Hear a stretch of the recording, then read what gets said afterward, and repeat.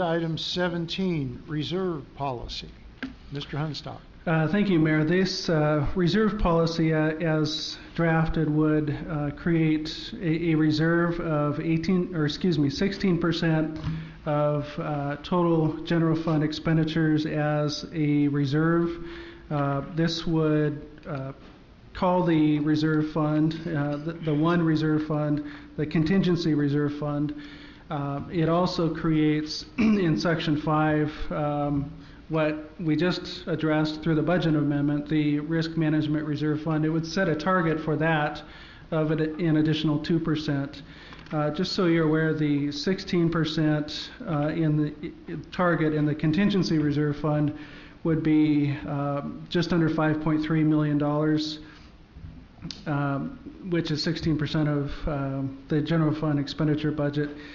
We currently in different places exceed that by a significant amount. The December 31, 2011 balance in the general fund, ending fund balance, was $5.7 million. We have in the Fund 010, the now titled Reserve Fund, $1.3 million. In the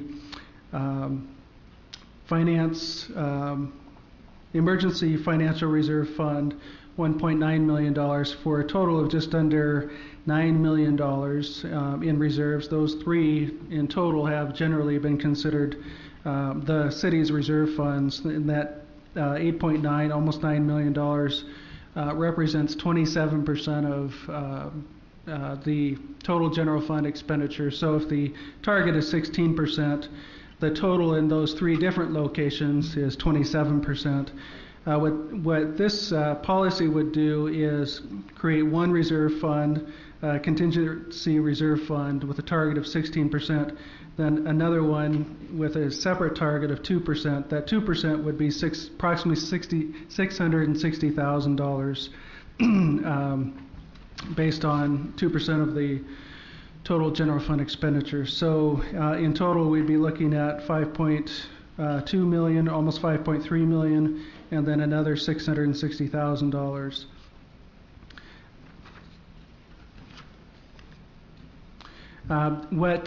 If adopted in its current format, then obviously we'd have 16 plus 2. Some cities, the recommended practice by the Government Finance Officers Association, best practices, is 16% minimum.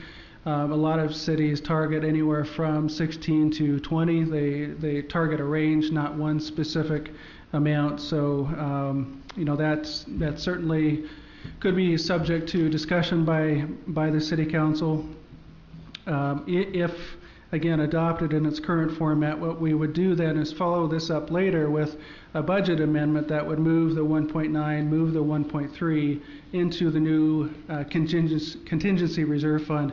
I would also suggest moving some of the 5.7 that's currently in the general fund ending fund balance also into this contingency reserve fund, so that in that one location we would have the 16% target that we're trying to meet. And with that, I'll turn it back to City Council. Councilmember Buckshoness. Kudos, Sean, but can you give us a chart next time? Because I followed it, but I know I know we've been playing with the numbers. I don't know if everybody else followed it. I know Laura has asked me about this, and I want to reiterate again. With the implementation of FAS 54, we just move all the funds into one fund, and we are going to even create a new name. So it's not going to be Public Reserve Fund, Emergency Fund. It's going to be just one name, the Contingency Reserve Fund, and then the second one is the Risk Management Fund, which is for the liability or litigation liabilities potential. Councilmember Petzo. Thank you, Sean and Diane, and Councilmember Yamamoto as well for accepting my input on these reserve policies, even though perhaps I wasn't supposed to technically interfere with your committee operations. I really appreciate it. Sean, I did have a couple of questions. Sure. If we set a 16% minimum and then we also have a 2% risk management fund, then we're really setting an 18% minimum, aren't we? Correct, in total. Okay, and I haven't, if the recommendation is to do 16 to 20, then I guess we're still in the range, but we're no longer allowing ourselves 16%. We're kind of saying 18% is our minimum. Right, in total. And again, I would just point out that the 2% in the risk management reserve fund would be about $660,000. I would submit that that's probably a small dollar amount for that purpose. We have currently one claim against the city that exceeds that, so I would suggest that, again, 18% is probably, combined, is probably a good target.